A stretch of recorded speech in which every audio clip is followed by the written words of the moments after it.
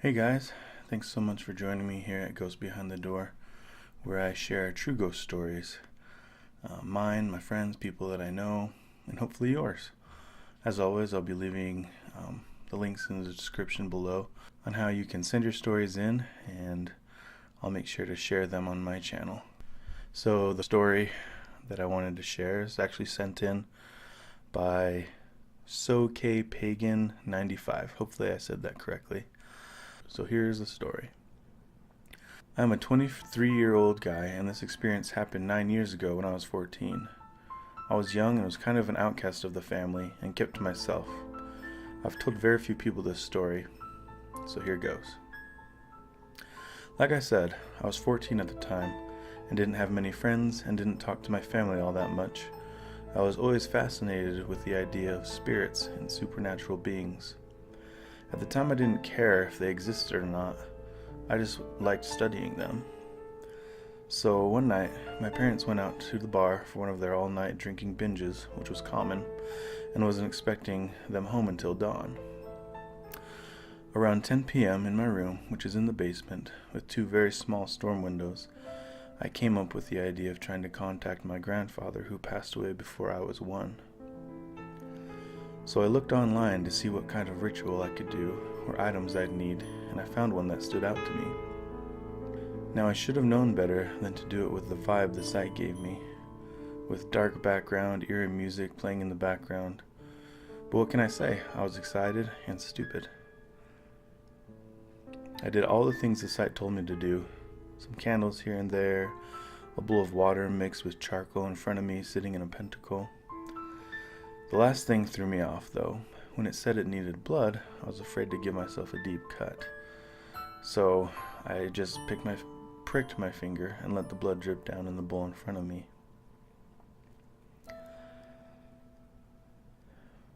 As to what I assumed would happen, nothing. So I blew out the candles, dumped out the bowl, and went to bed. Later that night, I was woken to what felt like a hand gripping my ankle, and when I realized what was happening, I opened my eyes and saw the figure of a man, pitch black. I immediately kicked and ran to the light switch in my room so I could see what it was. I turned around and saw nothing besides the mess of my bed. Needless to say, I didn't sleep that night until I saw light. Now my mother, she had told me about my grandfather, so I had a good idea of what he was like, and whatever that was, it definitely wasn't him. Whew. So that's pretty freaky. That happened to me. I don't even know. First of all, for me personally, I steer clear of any kind of rituals. I steer clear of even Ouija boards. I steer clear of that stuff because for me personally, I feel like you don't necessarily know exactly what you're communicating with. But that's just me. So maybe there's people that do it, I don't know. But I personally have no interest. But that's an experience. So the first thing that came to mind with the black figure, the first thing I think of is a shadow person. And I actually looked up some information on shadow people. The first bit I got was from Shadow Person Wiki, so Wikipedia. It says, a number of religions, legends, and belief systems describe shadowy spiritual beings or natural entities, such as shades of the underworld and various shadowy creatures, have long been a staple of folklore and ghost stories.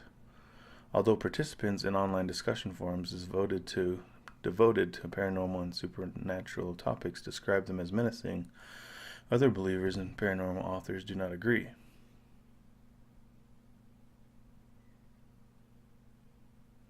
Sorry, thought I heard something.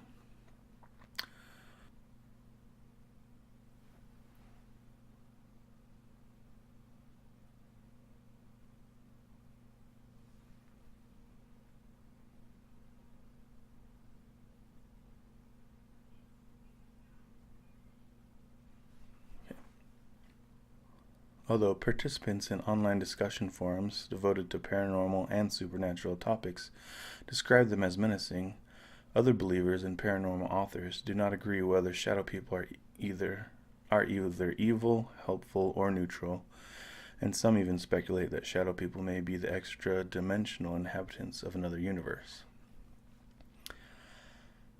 I mean, personally, I've heard a lot of stories of shadow people where you see them out of the corner of your eye, you look and they're not there, and some even they go into a room and there's a shadow person standing there. I've heard stories where, they have like a hat on. It's usually shaped like a male. Um, but I haven't personally seen one myself. Some more information that I got was from shadowpeople.org, which is actually a website where it's dedicated to shadow people. This is what they said. So sometimes it appears as the mere silhouette of a person, usually male, but generally lacking any other characteristics of gender. However, in no way does the description end there. There are hatted shadow beings, hooded shadows, cloaked ones, and solid or wispy, smoky types. Some are seen only from the waist up, others clearly have legs that are seen fleeing from their observers. They dart into corners, through walls, into closets, or behind television sets, bushes, and buildings. Sometimes they simply fade into the dark recesses of the night. Lacking in the description is one common denominator unifying the many different types of shadow people that enter our world, except that they are intensely dark. Even then, there are exceptions. So it doesn't sound like there's a lot known factually about shadow people, but a lot of people have seen them. They've had experiences with them. I can't think of any story that I know of where they've grabbed anybody or touched anybody. But if that's something that you've experienced or you know someone that has experienced it, make sure to leave a comment letting us know your experience, or if you've heard of it before where shadow people have actually touched someone or touched you. I don't know if it was a shadow person. That's just the main thing that came to my mind when I heard this story. But yeah, if anyone has any information, please share it in the comments. We would love to hear, especially for K Pagan. I'm sure that he would like to hear what you guys have to say. Again, thank you so much for joining me here at Ghost Behind the Door. Please don't be scared to share your stories. Again, I'll be leaving the links in the description for you to send them in through email or through leaving a message, calling the number, and I'll make sure that your recording gets put in the video so we can actually hear you tell the story yourself.